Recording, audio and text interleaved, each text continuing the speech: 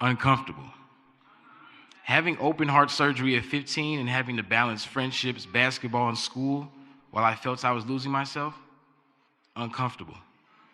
Being the only black kid in my physics classes where I had to speak out on microaggressions or insensitive language.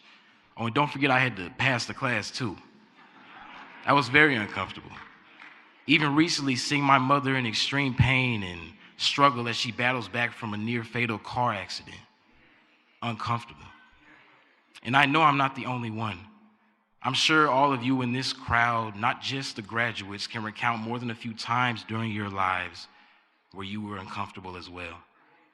If you all don't remember anything else from this speech, I want you to remember this phrase and take it forward. Strive for uncomfortable. Most of you have probably heard the saying, be comfortable being uncomfortable.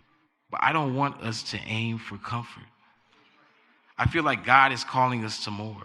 I urge us to take it a step further and aim for uncomfortable. While this statement sounds wild, it's not as crazy as you think. It is through being comfortable that complacency is born. And it is through complacency that dreams die, change is prolonged, impact is diminished, and God's mission is not carried out. I don't want this for you all. You have fought through too much, endured too many days where you did not think you can go on, survived through too many times of doubt and discouragement. You have endured too much and been blessed with too much potential to let that be how your stories play out. We were made to be uncomfortable. We were made to be put in places that challenge us in ways that we were not prepared for. It is through being uncomfortable that strength is born. It is through being uncomfortable that growth is curated. It is through being uncomfortable that change is made. Being uncomfortable forces you to lean on God. It forces you to trust His plan and not your plan. It is a constant reminder that you are not in control, but the one who is, the creator of the universe, the one who wants to prosper you and wants you to see eternal life, He is in control. And He will always be there for you no matter what. So maybe uncomfortable isn't such a bad thing. When you leave today, I do not want you all to seek a life of comfort. I want you to seek a life that challenges you, that makes you uncomfortable, one that is going to push you to heights you could not reach if you did not go through the fire. I want to also let you all know, if they have not started already, after today, people in your life are going to tell you to play it safe, to aim within reach, to stick to what you know. I say forget them. Remember, had our ancestors taken this same approach to life, we would probably still be in chains to this day.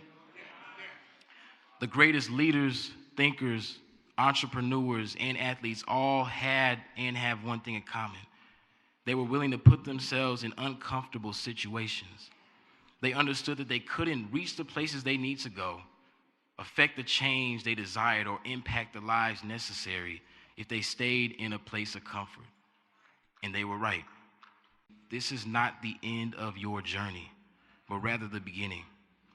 In this crowd, I believe you all have the potential to affect the change in this world it has never seen before.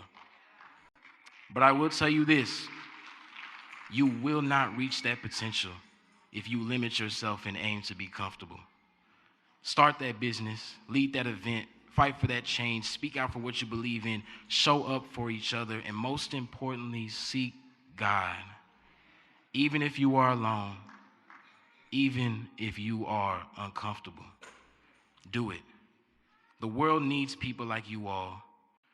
And to the parents of the church, allow God to work through the youth. In the same way God extends you grace and mercy and understanding both in the past and in the present, do the same to our youth. Give them room to make mistakes and grow. Allow them to explore their potential and calling. Remember that you aren't the one that can save your child. Only God can. Yes, this is an uncomfortable truth, but remember what I said about uncomfortability. Continue to love hard on them and support them. Every day they go out into a world that tries to pull them further away from God.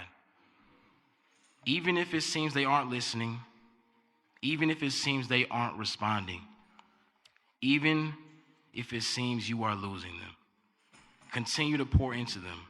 Continue to speak life into them. Continue to pray for them. They need your support and prayers now more than ever. Strive for uncomfortable. Thank you.